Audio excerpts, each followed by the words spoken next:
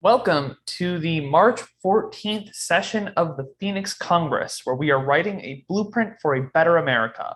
This legislative package will end poverty with universal basic income, end mass incarceration with major criminal justice reform, and end the endless wars by bringing our troops home and reducing our military budget. Today's session is the 17th of 21 public hearings on the 2022 legislative package, and we will review sections 431 to 439 relative to digital treasury accounts and postal banking. These sessions will alternate between Mondays and Thursdays at 1:30 p.m. Eastern through March 28th. For those following along at home, you can find a link to the legislative package in the description below or at bit.ly/B, lowercase drop box. If you have questions about today's sections, you can submit them in the chat. And if you'd like to offer questions or other testimony for future hearings, please use the link in the description below. Before starting, I'd like to invite you to join us in reciting the preamble to the Constitution of the United States to remind us of our duties as Americans and set the intention for what we are trying to do today. We, the people of the United States, in order to form a more perfect union, establish justice, ensure domestic tranquility, provide for the common defense, promote the general welfare, and secure the blessings of liberty to ourselves and our posterity, do ordain and establish this Constitution for the United States of America. With that, I'd like to welcome the delegate from North Carolina's 9th District to continue his testimony on the blueprint for a better America. Thank you, Mixed Chair. For the record, my name is Brian. I'm an organizer with the American Union and a Phoenix Congress delegate in good standing. And today we're going to continue with Title IV, promoting the general welfare. Welfare, of course, has a specific meaning: health, happiness, prosperity. And how do we promote prosperity? By ensuring there's money circulating in the economy. So today's sections deal with Subtitle C, American Union Banking, starting with Section 431, the findings and purpose. And the findings and purpose, I want to talk a little bit about kind of give an overview of what's in the subtitle. Make some big improvements to the monetary system. They're timely and they're necessary, and they address an awful lot of problems. And then in later sections, I'll get into more of the technical details. But let me start with reading the findings into the record. Congress finds the following. 1. After the Revolutionary War, the first Secretary of the Treasury, Alexander Hamilton, established the first bank of the United States. By consolidating debt and expanding the money supply, Hamilton was able to grow the economy by influencing the circulation of money through bank branches up and down the East Coast. However, since sending letters was the fastest form of communication available to him, he was limited in how well he could manage the economy. 2. 4 generations later, during the Civil War, the U.S. Treasury introduced greenbacks as legal tender. This sovereign money was issued directly under Congress's constitutional authority and created the first national currency. Abraham Lincoln also signed the National Banking Acts, regulating the banking system as well as could be done, when the telegraph was the fastest form of communication.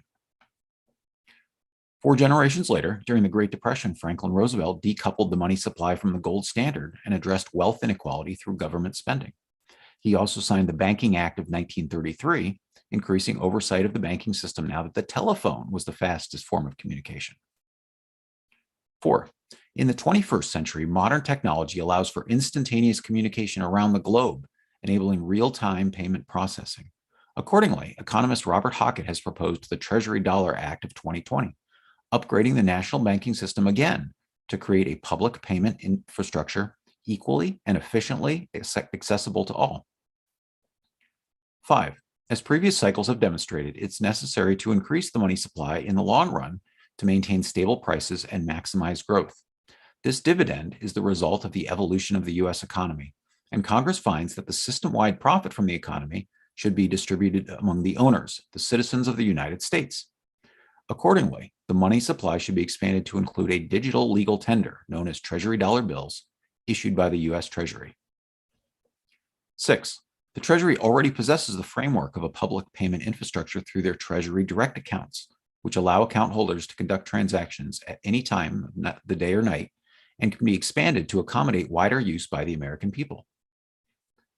The purpose of this subtitle is to promote economic prosperity in the United States while establishing the U.S. as a worldwide leader in digital currency.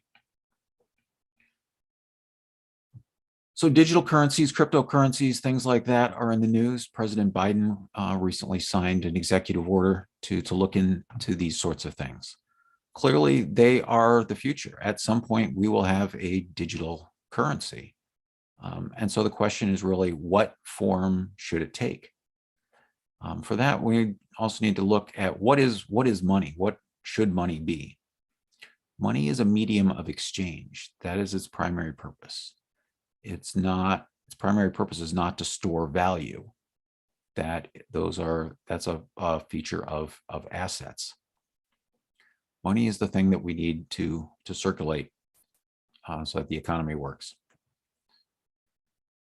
Unfortunately, as productivity has grown over the last 40 years, we've ended up with a structural gap in the economy. There's a gap between the goods and the services that the economy produces and the wages that are paid out. In his book, Basic Economy and Sovereign Money, Jeff Crocker lays out the basic argument and explains that productivity means that the wage component of output goes down. And when earned income becomes insufficient to purchase the productive output, the gap has to be made up somewhere. And the way that it's being made up is in the form of pensions, welfare benefits, dividends, and consumer credit. This pushes government spending into deficit, and which can never be repaid. And the solution is a sovereign debt-free money, similar to the greenbacks that Abraham Lincoln so many years ago. And we've seen how much the debt and the deficit have increased over the last 40 years. When people's wages aren't sufficient to buy the things that are in the economy, where do they get the money? And so we've seen increasing numbers of people on disability, getting unemployment benefits, other benefits, ways that Congress can push money out into the economy so that people have the money they need to spend. The problem with creating all of this money as credit and through debt and paying interest on it is that it's destabilizing. It builds up and then it comes crashing back down. And these are the crashes that we get every once in a while. And again, the tool to prevent this is through sovereign money. It's normal for the money supply to grow. It doesn't have to be done, doesn't have to be borrowed to put more dollars in circulation. Money is like the lifeblood of our economy. Its proper circulation is essential to well-being. And so as the economy grows, the amount in circulation has to grow too. Think about the human body. There's no correct amount of blood for a human to have. At birth, a baby's got 10, 12 ounces of blood. By age 10, they've got 2 liters flowing through their veins. And adults got 1.5 gallons or more. You can use other metrics like body temperature to judge health across a diverse population. But when it comes to the amount of blood that should be circulating, it's very individual. It varies with time, and it should be flexible. The money supply is the same thing. So once we recognize that the money supply needs to grow, this is the profit of the economy. The next question is, how should it be distributed? And one possible answer is through government spending, but a better answer is to give every citizen an equal share as a universal basic income. When Andrew Yang was running for president, this is what he called the freedom dividend, because the growth in the money supply is the dividend that should go to the people who make up America. So this legislative package establishes the American Union's jobs program, which we're going to talk about at the next hearing, specifically as the distribution method for these new dollars. These two subsections, the Treasury dollar bills today and the American Union jobs program are very intertwined. I'll try and explain some of the relevant details as they come along, but for the most part, we'll focus on Treasury dollar bills today.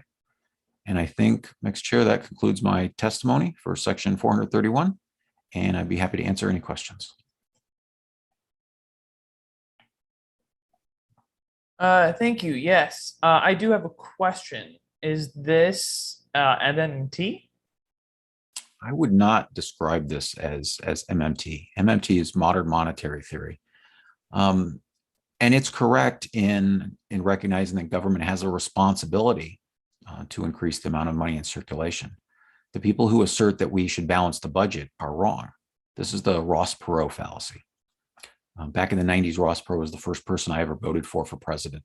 He was a billionaire, so it gave him credibility as a businessman, and he was running as an independent. And he used to do these primetime infomercials using charts and graphs to make some points about the economy. And he had a pretty populist message. He talked about how our per capita healthcare spending was the highest on the planet, but we were only 16th in life expectancy. 30 years later, we're down to 40th in life expectancy. He gave us charts on the high rate of child poverty. He showed how our military spending was all out of proportion with other countries. He showed a chart condemning the ratio of CEO salaries to their employees and pointed at it. He said, trickle-down economics didn't work. It stopped right here. But his main point was that our national debt was unacceptable and unsustainable because it was $4 trillion, which seems pretty quaint these days. And he pointed out that 3/4 of it had been racked up under Ronald Reagan and George Bush.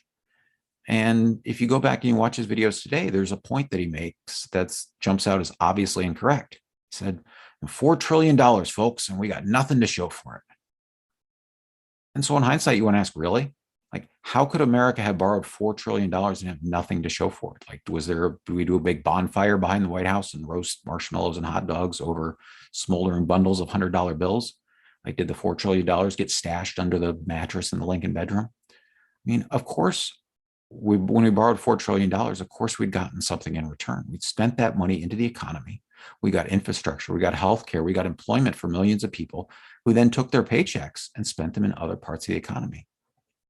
And so this fallacy was easy to gloss over because Perot was very good at showing facts and figures, and it sounded plausible. Right? This is the way that family budgets work. Americans have to live within their means, spend less than they earn, not run up huge credit card debts. And so surely the government must have the same constraint. Ross Perot got the people's attention and he seemed credible, but he was wrong. But his folksy populist message convinced millions and millions of people that we should balance the budget and that deficit spending was bad. And it just became a shared cultural assumption, as unquestionable as driving on the right side of the road. Nobody challenged it. Nobody questioned him. And the Ross-Perot fallacy got baked into the financial dogma of Washington. Balance the budget, pay as you go.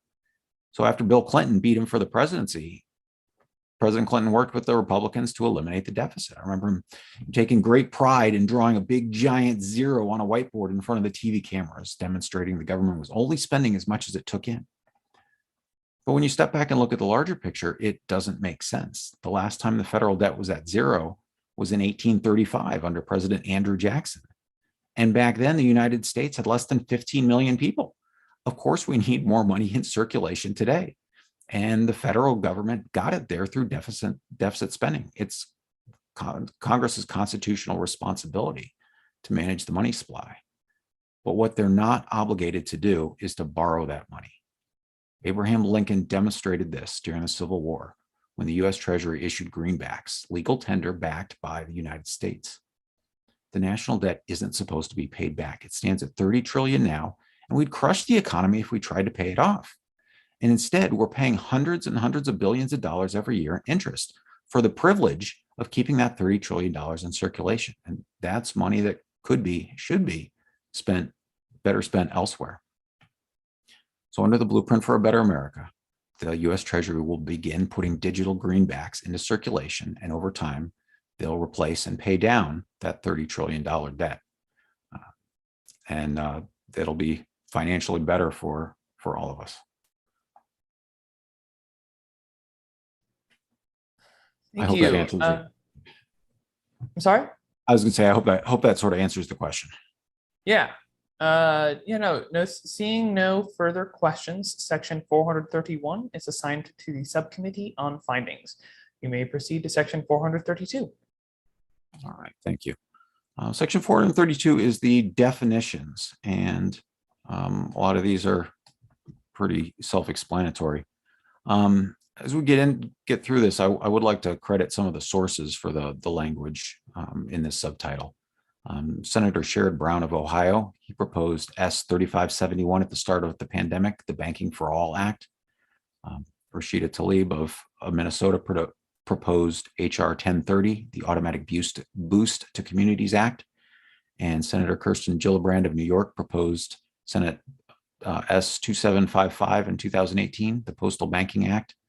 And all those things, all those pieces of legislation, bits and pieces of them ended up in this subtitle.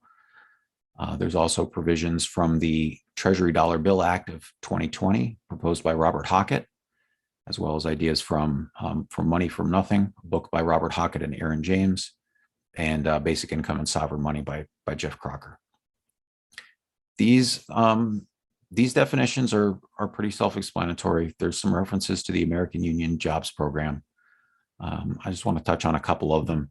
I'm trying to share my screen here.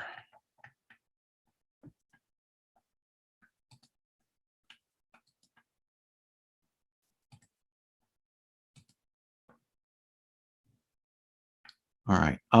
So basic definitions: adult includes emancipated minors, as well as anyone over 18. Digital dollars. Digital dollars means Treasury dollar bill balances consisting of digital ledger entries recorded as assets by the U.S. Treasury. And this is important that they are recorded as assets versus liabilities. President Biden, in his recent executive order related to cryptocurrencies and central bank digital currencies, he defines them as a form of digital money denominated in the national unit of account as a direct liability of the central bank. The sovereign money is denominated as assets.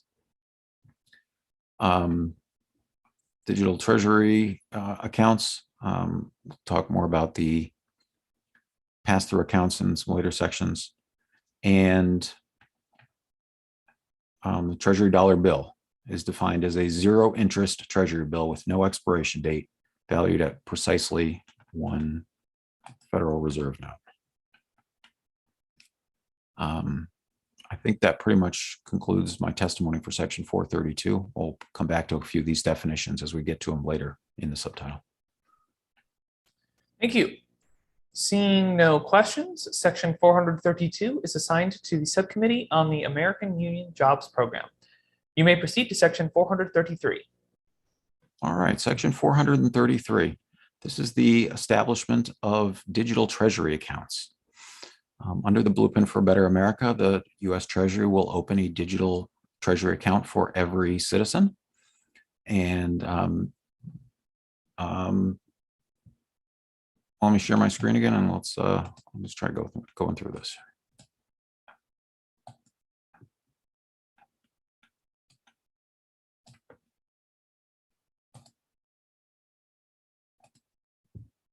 All right, on the left-hand side, we've got section 433. And this is the authorization for the Treasury of the United States to open the American Value Fund, whose unit of account shall be Treasury dollar bills. As we read in the previous chapter, the previous section, one Treasury dollar bill is equal to one Federal Reserve note. And then there are 5 different types of accounts that the Treasury is authorized to open. And so the first of them is under section B1, is for every American citizen. No exceptions. Every American citizen gets a digital treasury account. If for some reason you renounce your citizenship, then it gets redesignated and it would no longer be under paragraph 1.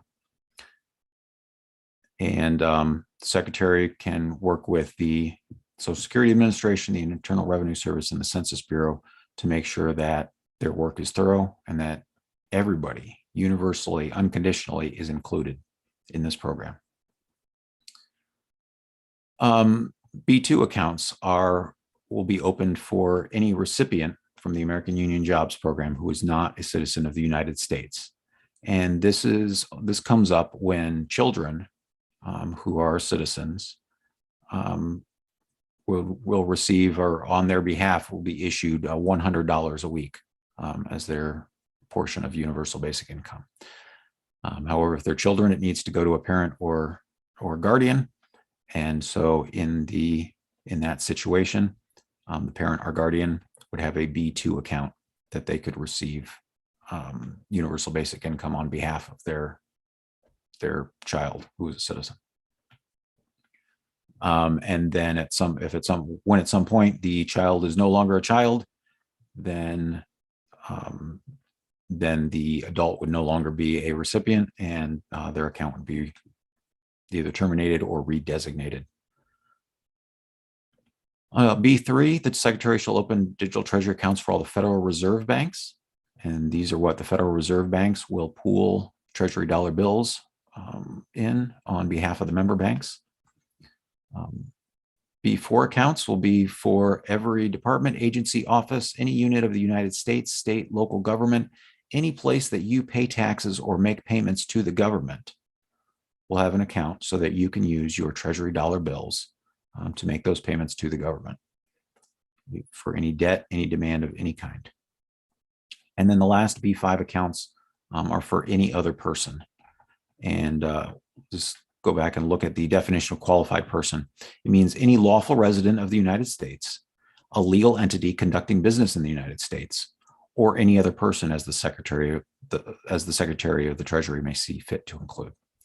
So business owners, any legal residents, anyone else can open an account under B5. All right, subsection B, subsection C explains how the digital treasury accounts work. Paragraph 1 says that any citizen's account may not be restricted or access otherwise withheld for any reason, including but not limited to age, ancestry, arrest record, bankruptcy, criminal conviction, debt, or other liability, gender, geographic location, income, marital status, occupation, race, religion, or sexual orientation. Access to your treasury account is unconditional and can't be taken away from you. It's written right here into the law that it'll be accessible to everyone. These accounts will be branded as U.S. Treasury accounts. ATMs will be available at post offices. So if you want to take your digital dollars and withdraw them as $20 bills and go spend them somewhere else, you can do that.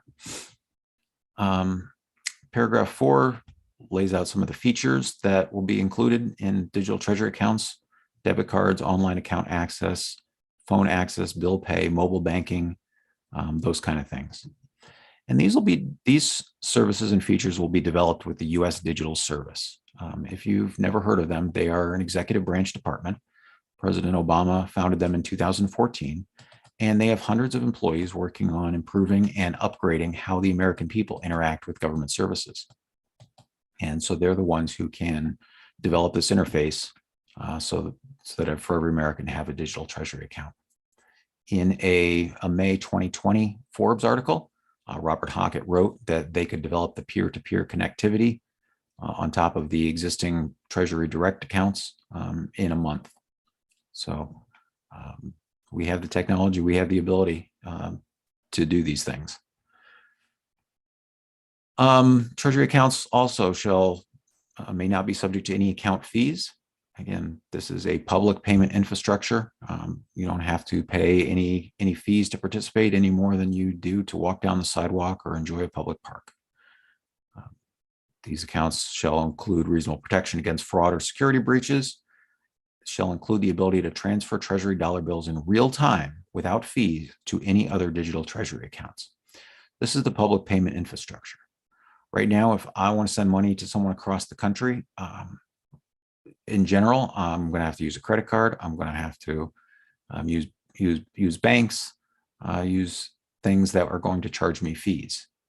Now, when our economy was local, based on cash, people could pay in cash and without any fees. But in the 21st century, our economy is interconnected across the country, and we should be able to spend money without being charged for the privilege. And so that's what this section will set up.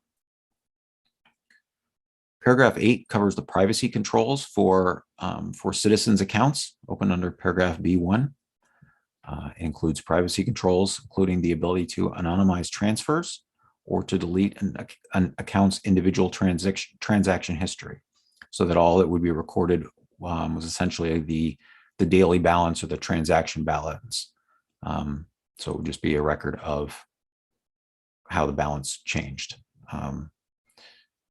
And it protects people's privacy by prohibiting the sharing of account details, transaction history, and other personal identifying information without the account holder's consent, except as authorized by this subtitle or pursuant to a valid court order. And then last, these Treasury accounts are built on the Treasury Direct infrastructure that the Treasury already offers. And so you can buy and sell securities from the Treasury. You can invest in America. Subsection D deals with the launch date and when exactly will this roll out. It may take a little bit of time to get all these things set up. And so the Secretary of the Treasury will keep the American people informed on a monthly basis, telling us how long they think it'll be before we launch. And when certain conditions are met, they will announce that date that they will start issuing Treasury dollar bills to all Americans.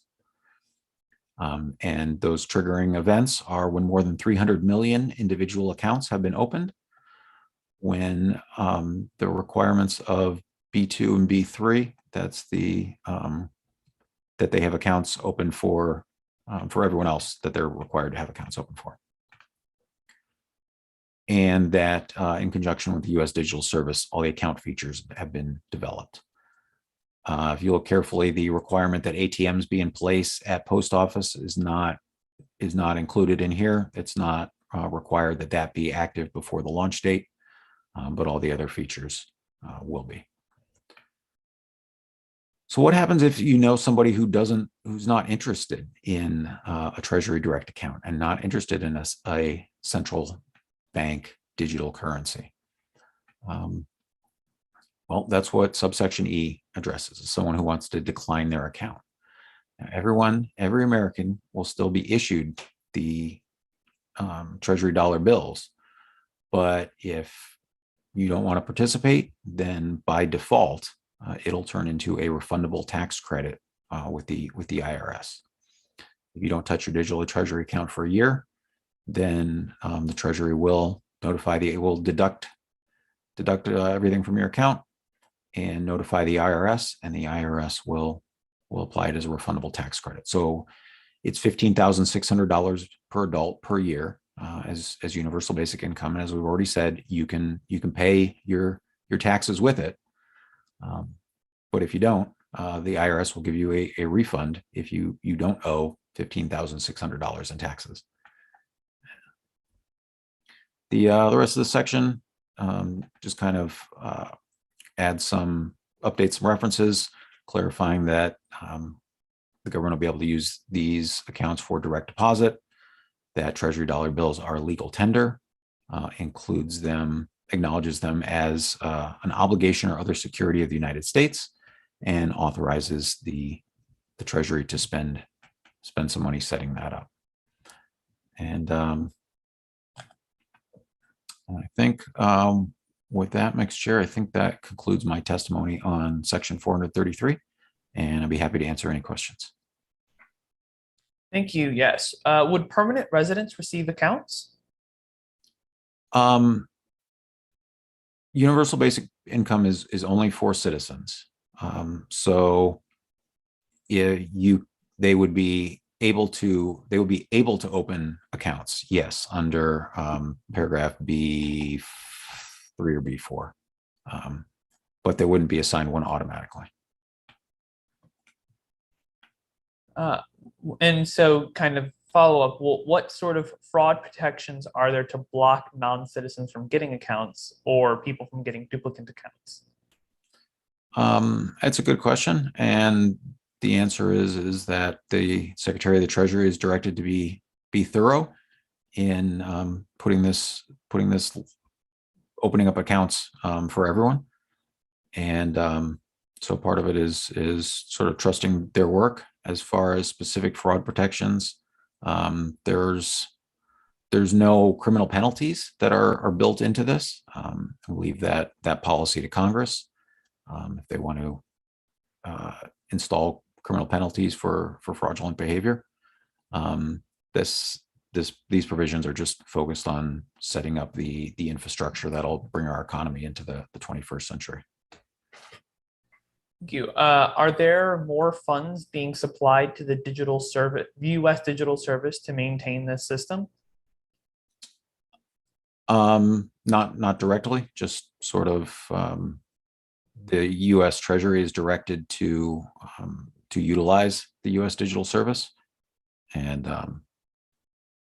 I guess I'm not 100% sure how accounting how that accounting works with the U.S. digital service. All right. Seeing no further questions, section 433 is assigned to the subcommittee on the American Union Jobs Program. You may proceed to section 434. All right, thank you, Mr. Chair. Section 434 is the issuance of the Treasury dollar bills themselves. And I guess I just want to talk about this for a second. It's like, how can we issue money without debt? Somebody asked me earlier, doesn't there have to be a liability for every asset? If we put these assets on the books, where's the liability? And no, there doesn't have to be a liability for every asset. You can think of this in a number of ways, right? If you find a hunk of gold on the ground, it's just an asset. There's no liability on anyone else's part. We can do this as a thought experiment. The Treasury could print $1,300 bills and mail one of them out to every adult every month, and they would just be creating assets. Everyone would have this asset of a $1,300 bill, but there would be no corresponding liability recorded on the books. We can create assets. It's just a matter of bookkeeping. And in order to keep the financial system stable, we should. You might have heard of a similar proposal relating to a platinum coin as a way to pay off the debt or fund other things, where the Treasury could mint $1 trillion platinum coin and then deposit it in the Federal Reserve Bank and for $1 trillion credit. It just demonstrates that bookkeeping is bookkeeping. It's how we choose to record these numbers in spreadsheets or on pieces of paper or however. We can record them however we choose. Congress has that authority under the Constitution to create money, to create assets, add money to the economy directly. And so that's what Section 434 does. Gives the framework for issuing these Treasury dollar bills. So what it does is it introduces a new section into the U.S. Code that relates to Treasury, that the U.S. Code that already deals with Treasury bills or T-bills, as they're sometimes called. And T-bills are short-term notes. They're sold at less than face value, and then within a few weeks or a few months, you can redeem them at face value. T-bills are only available in digital form, not paper, and they're issued whenever there's they have an auction and when there's buyers. And Treasury dollar bills are different, and paragraph 1 spells out the ways. Let me share my screen again.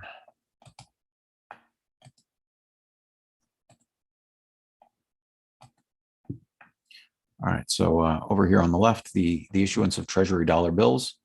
The Secretary shall issue on the credit of the United States Treasury dollar bills as provided by paragraph 3. And this is the same verbiage from the Greenback, the legal tender acts that Abraham Lincoln used back in 1860, 61, 62. So here's how the Treasury dollar bills work. Whenever they are issued, they will be recorded as an asset among the digital Treasury accounts authorized by paragraphs B1 and B2 of the previous section. So the only way that they can be recorded as an asset is if they are recorded in those accounts as part of the American Union Jobs Program. Treasury dollar bills will be interest-free. They won't expire like existing T-bills do. They are just dollars worth one Federal Reserve notes, and again, issued as digital dollars and a unit of account for digital Treasury accounts. Paragraph 2 clarifies a few more details, some of which we've already seen, that they are legal tender, receivable in payment for all taxes, duties, debts, demands of every kind in the United States.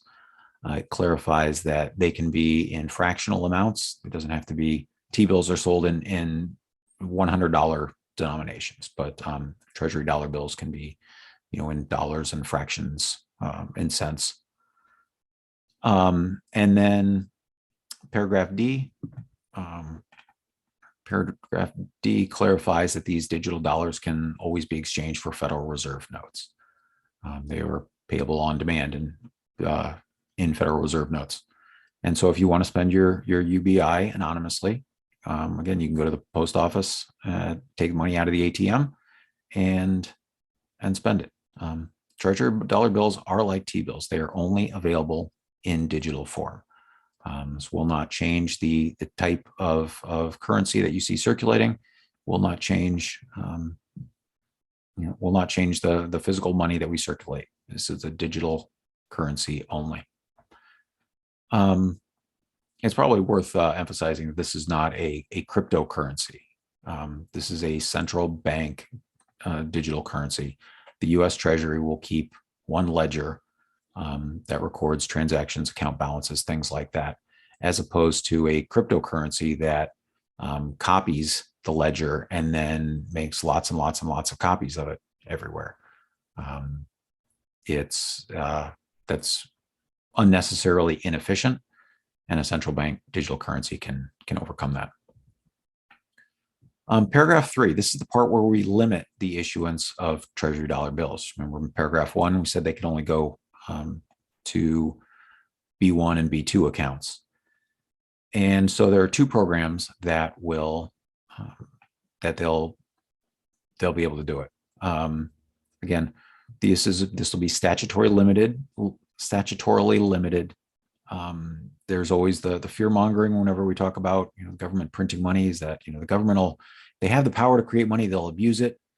And again, so that's why we write it into the law. These very clear limits. So the two programs that they can do are the American Union Jobs Program. This is the universal basic income. We're going to talk more about Thursday. $15,600 a year for adults, plus $5,200 a year for kids. And the other way that they can issue Treasury dollar bills to American citizens is through the voluntary value sharing. We'll talk about that next week with the value added tax, but it's where businesses, companies can pay down the national debt, and that amount would be reissued as Treasury dollar bills and issued once a year as sort of a year-end bonus in December, where every American gets a share. Again, this $30 trillion that we have as a national debt isn't supposed to be paid back. We're just, it's under our current system. It's just an excuse to pay hundreds of billions of dollars in interest every year. And with using Treasury dollar bills, we don't need to have that much money borrowed. We can pay it down, and to keep that money in circulation, give it back to the American citizens who are its rightful owners.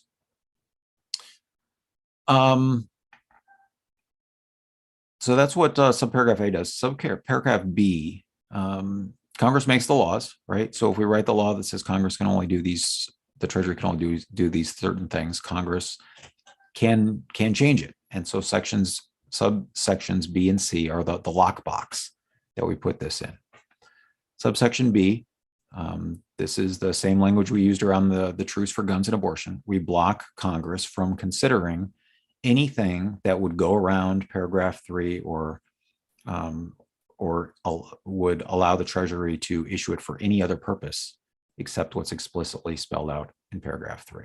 The only way that the Treasury can issue these is to Americans in the B1 and B2 accounts. And then to make sure that Congress doesn't change that section of law, we have subsection C that restricts Congress from amending anything in section 434 or these new provisions relating to Treasury dollar bills, unless they have a two-thirds vote in the House and the Senate on a roll call vote and a quorum being present. So if they want to change the law, ultimately they have the authority to do so, but we can statutorily put roadblocks in their way. And we can do this because the Constitution, Article 1, Section 5, Clause 2, says that each House may determine the rules of its proceedings. And so if Congress agrees to this, if Congress passes this rule that says these things can't be considered, then that's perfectly constitutional. This is what they did in December 2021. If you remember, I talked about Section 221. They raised the debt ceiling by passing a law that changed the Senate rules.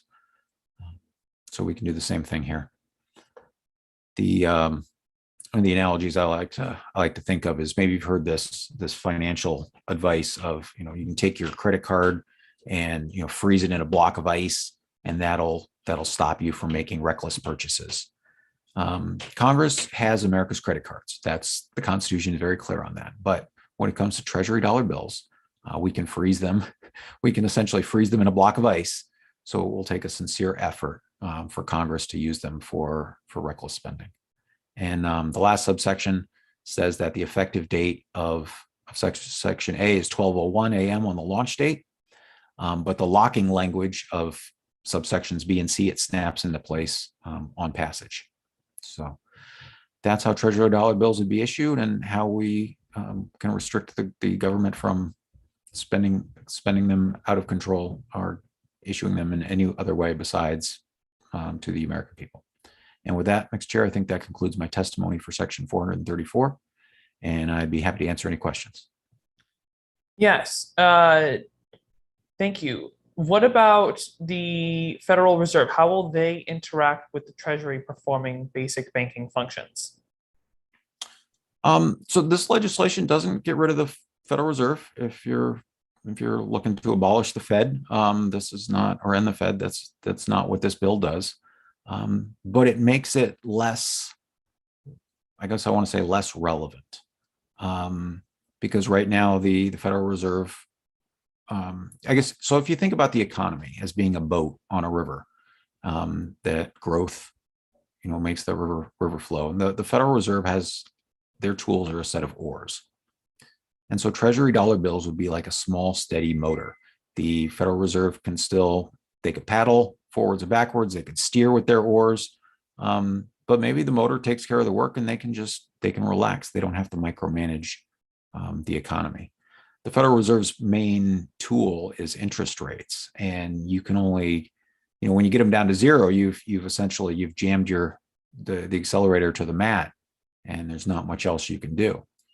And so by using Treasury dollar bills to add money to the economy automatically, that will let the Federal Reserve, take its foot off the gas and use interest rates to, still be able to use interest rates to steer the economy, but it won't have to persuade people to borrow so much money in order to grow the money supply. If you look back at what the Federal Reserve did with interest rates for the last decade or so, and same thing in Europe with their central bank, is they kept their interest rates real low, but they weren't able to meet their inflation targets. They couldn't persuade people to borrow enough money at low interest rates. And so that's because we're doing money backwards to try and persuade people to borrow it into existence, when we should just issue it directly. And so that's the Federal Reserve still exists, still does its thing. But it won't be necessary for the Federal Reserve to add as much money to the economy, because the Treasury will do some of that already. Thank you. I do have a concern, and this is kind of more general It's a blueprint, but I think it's especially relevant when we start talking about this freezing the credit card in a block of ice, like putting up these roadblocks. Which is okay. So the overall concept is we have the specific legislative package that we want to be voted into law. But let's say the American Union gets all these representatives into Congress and they say, yeah, we're going to do it. And then they go in and they make a bunch of little tweaks before passing it. Um, Obviously, we might vote them out the next time around, but it's difficult depending on just how many tweaks they make. This is already a compromise bill in the first place. And if you have these kind of provisions that freeze things in place, but they go in and they tweak very key things that make it not so great, then those are frozen in place. So it's kind of this question of, I know we're talking about a block of ice, but are we playing with fire a little? Are we getting a little too aggressive, too much? Are we going too close, flying too close to the sun here? Like what is the moderation on this, and is this really the right approach? No, that's a good question, and yeah, I guess I should clarify that these restrictions, this putting this on a block of ice, this is only relative to Treasury dollar bills. Congress can still borrow more money through the Federal Reserve. They can still borrow more money. They just can't create it directly.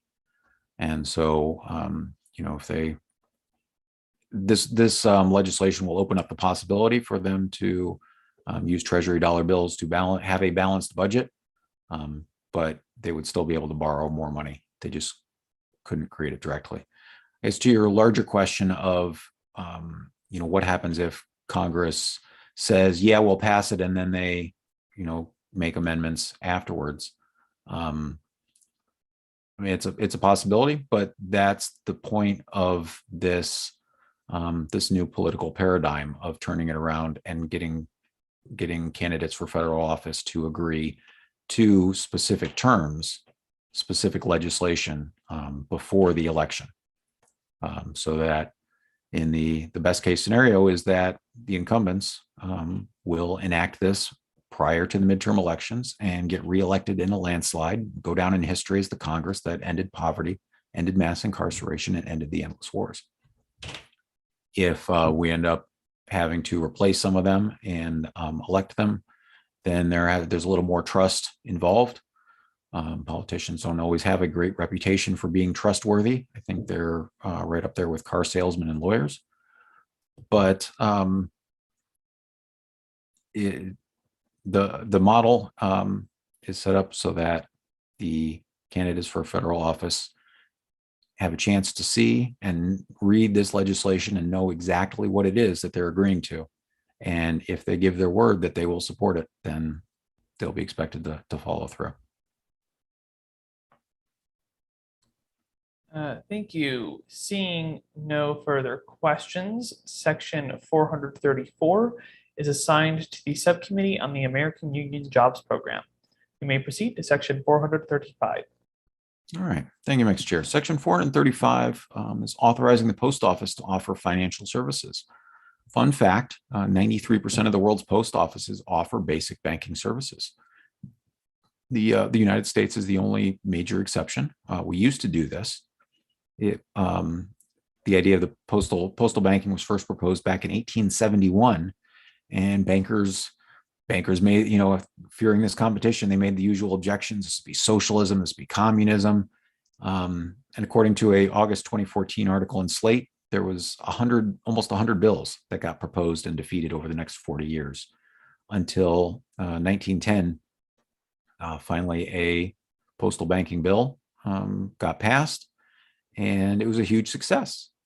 People who wanted to utilize banks, banking services, but didn't necessarily trust banks, they trusted the post office.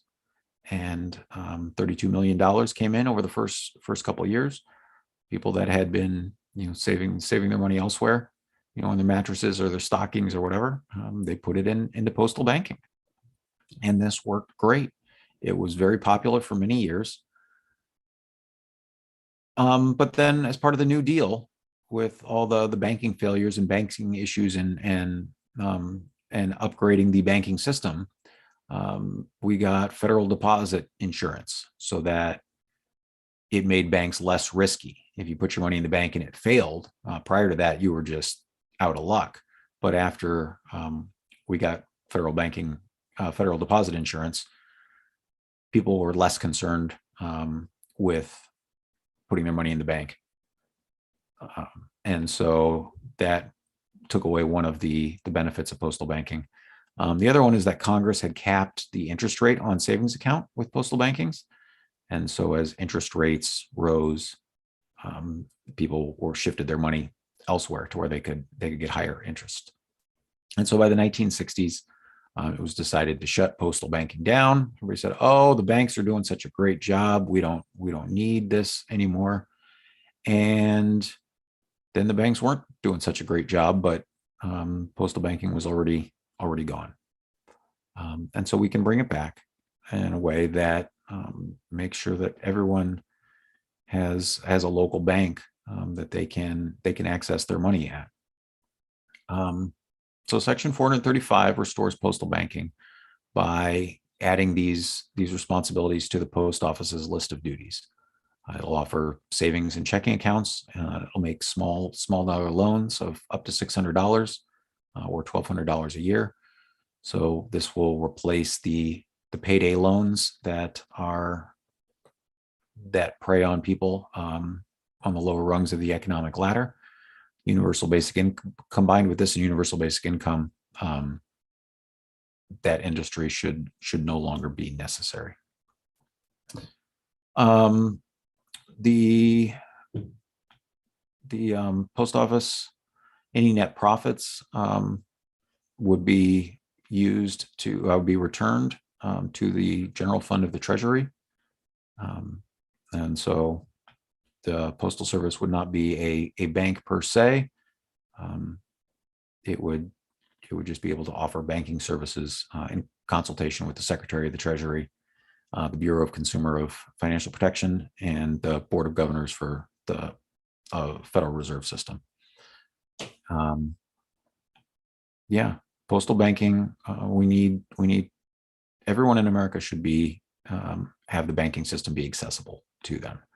And banks frequently blacklist people, keep people out, or charge outrageous extortionist fees, overdraft fees, and things like that discourage people from opening a bank account because they don't know when the bank will just take money out of their account. So Postal Service can do a better job, and that's what Section 435 does. That concludes my testimony for this section, and I'd be happy to answer any questions. Thank you. Seeing no questions, Section 435 is assigned to the Subcommittee on the American Union Jobs Program. You may proceed to Section 436. All right, Section 436. We're getting into the shorter sections now. Section 436 is a mandate for Federal Reserve banks to maintain digital treasury accounts. And so these digital treasury accounts would be the master accounts for all of their member banks,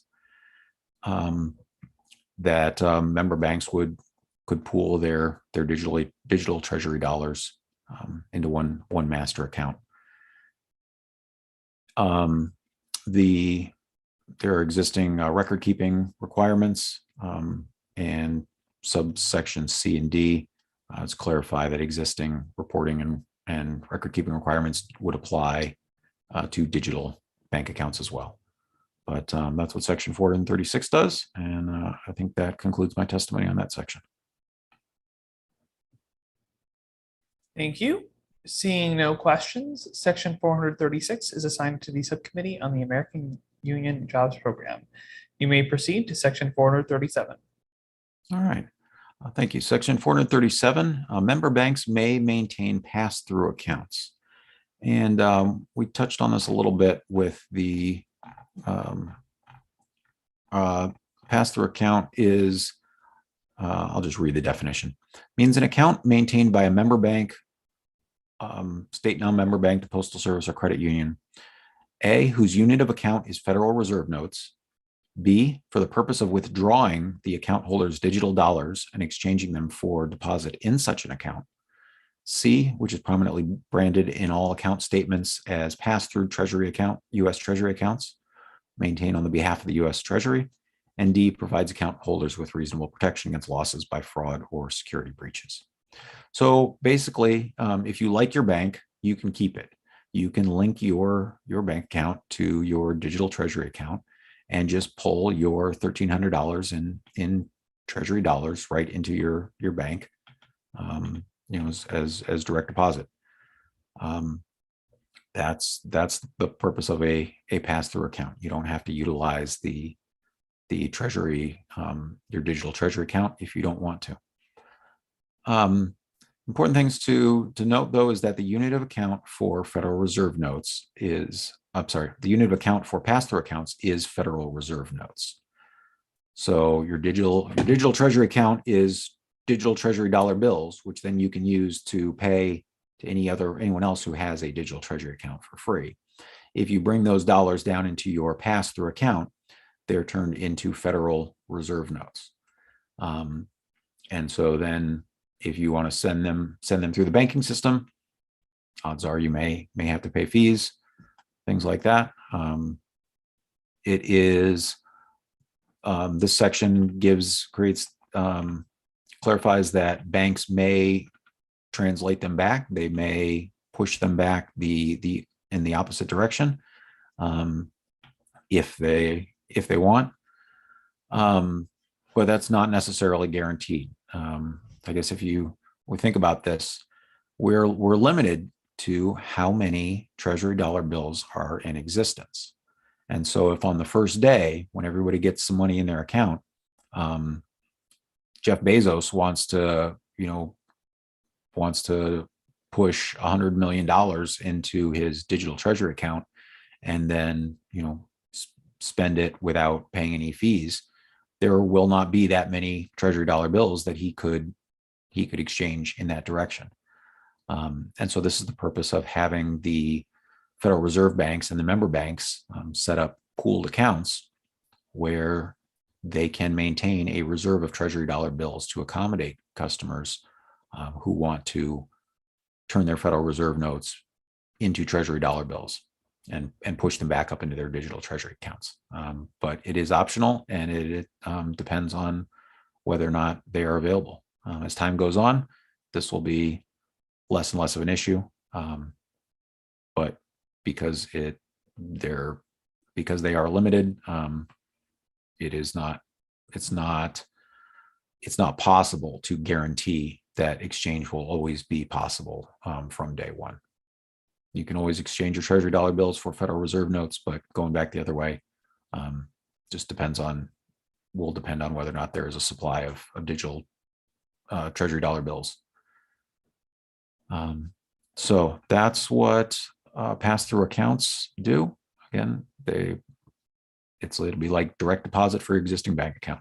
So with that, Mr. Chair, I think that concludes my testimony for this section, and I'd be happy to answer any questions. Thank you. Yes, seeing no questions, section 437 is assigned to the Subcommittee on the American Union Jobs Program. You may proceed to section 438. All right. Section 438 is almost identical to the last one, allowing non-member banks to offer pass-through accounts. These would be local banks, the Postal Service, credit unions, community banking institutions, and that are not tied to the Federal Reserve system. And so it gives people an option if they don't want to keep their digital dollars with a Federal Reserve bank. They can utilize credit unions and things like that. Saul Omarova, the former nominee for President Biden's former nominee for comptroller of the currency, she wrote in an October 2021 article about the People's Ledger, looking at how a central bank digital currency could work. And according to her article, she looked at Senator Brown's legislation, which is again, is where a lot of this language comes from. She wrote that these community banking institutions would offer people a little more privacy protections that Federal Reserve System didn't offer. And so that's why there is this distinction between sections 437 and 438 between member banks and non-member banks. But other than that, their pass-through accounts would have the same obligations under either one. So with that, I think that concludes my testimony on section 438, and I'd be happy to answer any questions. Thank you. Seeing no questions, section 438 is assigned to the Subcommittee on the American Union Jobs Program. You may proceed to section 439. All right, section 439 is just one sentence. Regulations. The Secretary and Board of Governors of the Federal Reserve System shall promulgate regulations carrying out this subtitle. That's it, and that concludes my testimony for section 439. Fantastic. Seeing no questions, section 439 is assigned to the Subcommittee on the American Union Jobs Program. I'd like to thank the delegate for his testimony. Thank you. I hope that helps explain how Treasury dollar bills will work with the universal basic income, and how we can upgrade our banking system, our monetary system for the 21st century, and make it work better for everyone. Fantastic. The next session of the Phoenix Congress will be held on Thursday, March 17th. We will be, can you tell us what we'll be reviewing? It's the next subtitle. I believe it's sections 441 to 443, the American Union Jobs Program. Fantastic. This hearing is adjourned.